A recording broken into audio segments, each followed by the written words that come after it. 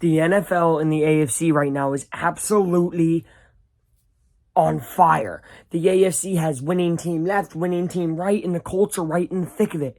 Who would have said that at the beginning of this season? Cut to me. Actually, with the Steelers win, they're 7-7 at this point in the season. This is exactly where you want to be. And then you go and play the Falcons at Falcons. All they have is Bijan Robinson right now, I think. They don't know how to use Drake London. They don't know how to use Kyle Pitts at all. Desmond Ritter's good, but I don't think he can play good enough against the Colts defense. I think the Colts are going to win that one 31-21. When I made that prediction video, a lot of people thought I was extra hopeful. Luke, you're an idiot. This team's going to struggle to win 5 games. I'm not going to spoil the ending of that video. Go back and watch it if you want, of what I predicted the season to be. But obviously I have them beating the Falcons, becoming 8-7, right?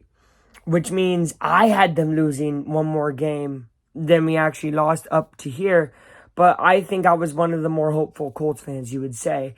But what I had seen was not only how Anthony Richardson looked, because I think the team would be 7-7 what they are. Honestly, with Minshew, they could be 7-7, but we've had some breaks. We've had some tough breaks with the Browns game, but then we might have got bailed out sometimes against the Ravens.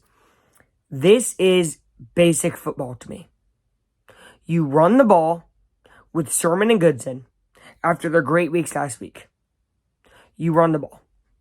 JT's back, actually. JT's back. Run the freaking crap out of the ball. Run it, right? Also, Pittman. And I'm telling you, Pittman is a baller. He's balling out. Get Downs involved too. Send him on a deep route. They're not going to have one of their better corners on him. I think this Colts offense might get humming. Or are they going to be slow? So my prediction back then, right, that was about a month before the season, I think, or it was a couple weeks before the season, was 31-21. That was with in mind Anthony Richardson starting, and I also did not know if JT was even going to be back. So put that into effect. But the rest of the team I knew about. And what I went on to say in that clip was I mentioned Zaire Franklin, and that dude is a dog. I just met Kenny Moore the other day. I talked to him about Zaire, and he was like, Zaire's a dog. Zaire's a dog. They love him. His leadership ability. If you guys didn't see, DJ Montgomery dropped a touchdown for the Colts against Steelers. He walks over to the sideline. No one's, dabbing up anything. Zaire goes up to him and dabs him up. Because Zaire feels, even though he's a defensive guy, he wants to lead both sides of the ball. Great human being. Walter Payton Man of the Year candidate. And he's a difference maker on that defensive side of the ball. Colts have been getting a turnover every freaking game.